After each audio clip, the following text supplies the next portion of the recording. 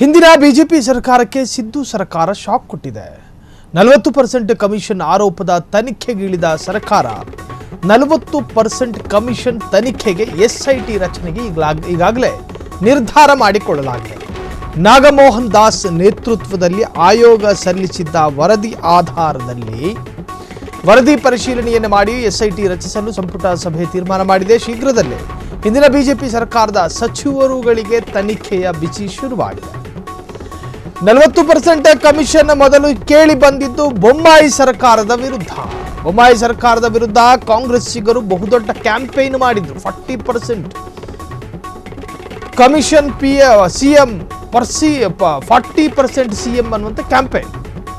40% commission ಆರೋಪದ ತನಿಖೆ ಇಳಿದ ಸರ್ಕಾರ ಈಗ ಎಸ್ಐಟಿ ಸ್ಪೆಷಲ್ ಇನ್ವೆಸ್ಟಿಗೇಷನ್ ಟೀಮ್ ರಚನೆಗೆ ನಿರ್ಧಾರ ಮಾಡಿಕೊಳ್ಳಲಾಗಿದೆ. ನಾಗಮೋಹನ್ ದಾಸ್ ನೇತೃತ್ವದ ಆಯೋಗ ಸಲ್ಲಿಸಿದ್ದ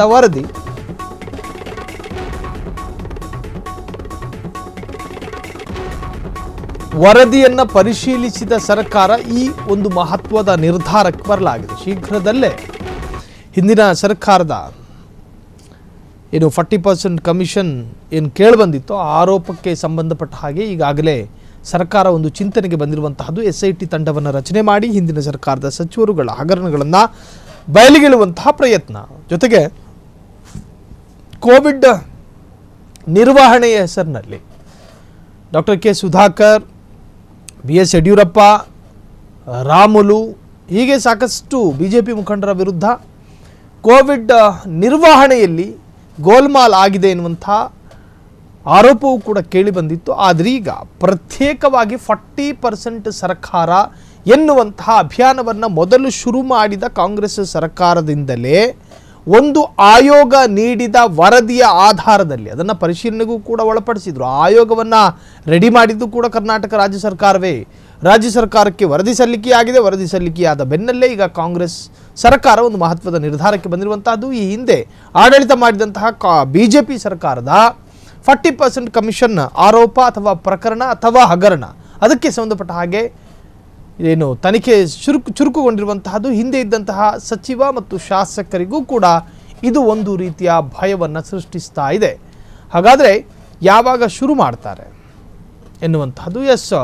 ಇನ್ನು ಇದೇ ವಿಚಾರಕ್ಕೆ ಸಂಬಂಧಪಟ್ಟ ಹಾಗೆ ಒಂದಷ್ಟು ಬ್ರೇಕಿಂಗ್ ಅಪ್ಡೇಟ್ಸ್ಗಳನ್ನು ನಾವು ಗಮನಿಸುವುದಾದರೆ, ಹಿಂದಿನ ಬಿಜೆಪಿ ಸರ್ಕಾರದ ವಿರುದ್ಧ ಕಮಿಷನ್ ಆರೋಪ ಕೇಳಿ ಬಂದಿತ್ತು. ಅದು ಕೂಡ 40% ಕಮಿಷನ್ ವಿರುದ್ಧ ಭಾರಿ ಹೋರಾಟ ಮಾಡಿದ್ದ ಕಾಂಗ್ರೆಸ್ ಸರ್ಕಾರ. ಗುತ್ತಿಗೆದಾರರಿಂದ ಬಿಜೆಪಿ ಸಚಿವರ ವಿರುದ್ಧವೂ ಕೂಡ ಆರೋಪಗಳ ಸುರಿಮಳೆ ಬಂದಿತ್ತು. ಈಗ ಕಾಂಗ್ರೆಸ್ ಸರ್ಕಾರದಿಂದ ತನಿಖೆ ಜೋರಾಗಿದೆ, ತನಿಖೆ ಚುರುಕುಗೊಂಡಿದೆ, ತನಿಖೆ ಆಕ್ಟಿವ್ ಆಗಿದೆ. ಎಸ್ಐಟಿ ರಚನೆ ಬಳಿಕ ಇನ್ನೆರಡು ವಾರ ಮಾಜಿ ಸಚಿವರ ಡ್ರಿಲ್ ಹಿಂದಿನ ಎಲ್ಲ ಬಿಜೆಪಿ ಸಚಿವರುಗಳಿಗೂ ಕೂಡ ವಿಚಾರಣೆಯ ಬಿಸಿ ತಟ್ಟಲಿದೆ. ಹಿರಿಯ ಸರ್ಕಾರಿ ಅಧಿಕಾರಿಗಳಿಗೂ ಕೂಡ ಈಗಿನಿಂದಲೇ ನಡುಕ ಶುರು ಆಗ್ತಾ ಇದೆ. ಯಾರ ಮನೆ ಡೋಲ್ ಬೆಲ್ ಒತ್ತುತ್ತೆ ಎಸ್ಐಟಿ ಟೀಮ್ ಗೊತ್ತಿಲ್ಲ.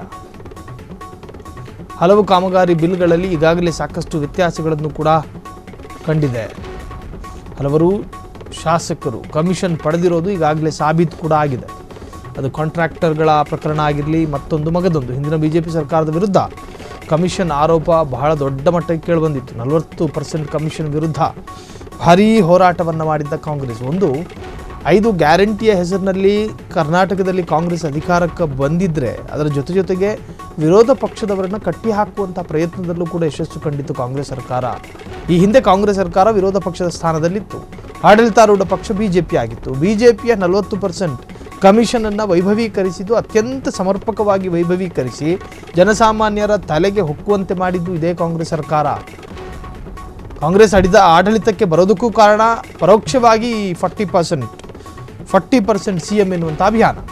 ಸೊ ಈಗ ಸರ್ಕಾರ ತೀರ್ಮಾನ ಕೈಗೊಂಡಿರುವ ಮಹತ್ವದ ನಿರ್ಧಾರ ಹಲವು ಕಾಂಟ್ರಾಕ್ಟರ್ಗಳಿಗೆ, ಹಲವು ಮಾಜಿ ಶಾಸಕರಿಗೆ, ಹಲವು ಮಾಜಿ ಸಚಿವರುಗಳಿಗೆ ಭಯ ಹುಟ್ಟಿಸ್ತಾ ಇದೆ.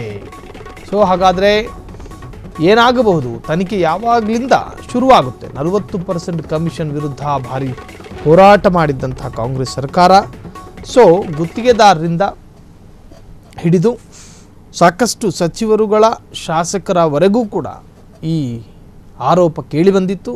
ಸೊ ಕರ್ನಾಟಕ ಯಾವಾಗ ಇದನ್ನು ಅತ್ಯಂತ ಆ್ಯಕ್ಟಿವ್ ಆಗಿ ಕಾರ್ಯರೂಪಕ್ಕೆ ತರುತ್ತೋ BJPಗರಿಗೂ ಕೂಡ ಈಗ ಬಹಳಷ್ಟು ಗೊಂದಲ ಆಗ್ತಾ ಇದೆ, ಆತಂಕ ಉಂಟಾಗ್ತಾ ಇದೆ. ಸೊ ಬನ್ನಿ ಹಾಗಾದರೆ ಈ 40% ಕಮಿಷನ್ ವಿರುದ್ಧ ಕಾಂಗ್ರೆಸ್ ಸರ್ಕಾರ ಕೈಗೊಂಡಿರ್ತಕ್ಕಂತಹ ಮಹತ್ವದ ನಿರ್ಧಾರ BJP ವಲಯದಲ್ಲಿ ಬಹಳಷ್ಟು ಚರ್ಚೆಗೂ ಕೂಡ ಕಾರಣವಾಗಿದೆ. BJPಯನ್ನ ಬಗ್ಗು ಬಡಿಯಲು ರಾಜ್ಯ ಸರ್ಕಾರ SIT ಅಸ್ತ್ರವನ್ನು ಪ್ರಯೋಗ ಮಾಡೋದಕ್ಕೆ ಮುಂದಾಗಿದೆ. ತಿಪ್ಪಾರೆಡ್ಡಿ, ರೂಪಾಲಿ ನಾಯಕ್ ಅಕ್ರಮ ಈಗಾಗಲೇ ಬಹಿರಂಗ ಆಗಿರುವಂತಹದ್ದು. ನಾಗಮೋಹನ್ ದಾಸ್ ವರದಿಯಲ್ಲಿ ಬಯಲಾಗಿದೆ ಶಾಸಕರ ನಗ್ನ ಸತ್ಯ. ಕಟ್ಟಡ ಕಾಮಗಾರಿಯಿಂದ ರಸ್ತೆ ಕಾಮಗಾರಿಯವರೆಗೂ ಕೂಡ ದಕ್ಷಿಣೆ ಪಡೆದಿದ್ದ ಶಾಸಕರು ಕಮಿಷನ್ ಕೊಡದಿದ್ರೆ ಕಾಮಗಾರಿಗೂ ಸಹಕರಿಸಿರಲಿಲ್ಲ ಶಾಸಕ ತಿಪ್ಪಾರೆಡ್ಡಿ. ವೃದ್ಧಲಿ ಪೂಜೆ ನೆರವೇರಿಸೋಕ್ಕೂ ಕೂಡ ಕಮಿಷನ್ ಕೇಳಿದ್ದ ರೂಪಾಲಿ ನಾಯಕ್. ಈಗ SIT ತನಿಖೆ ಬಳಿಕ ತಿಪ್ಪಾರೆಡ್ಡಿ, ರೂಪಾಲಿ ನಾಯಕರಿಂದಲೇ ತನಿಖೆ ಆರಂಭ.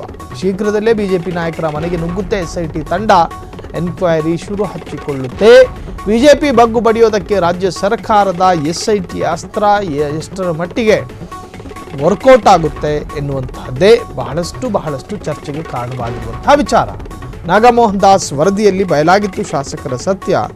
ಸಾಕಷ್ಟು ಕಾಂಟ್ರಾಕ್ಟರ್ಗಳು ಕೆಲಸ ಪರಿಪೂರ್ಣ ಮಾಡುವ ಹೊತ್ತಿಗಾಗಲೇ ಸಾಕಷ್ಟು ಲಂಚವನ್ನು ಕೊಟ್ಟಿದ್ರಂತೆ. ಕಮಿಷನ್ ಕೊಡದಿದ್ದರೆ ಕಾಮಗಾರಿಗೂ ಕೂಡ ಸಹಕರಿಸ್ತಾ ಇರಲಿಲ್ಲ ಶಾಸಕ ತಿಪ್ಪಾರೆಡ್ಡಿ.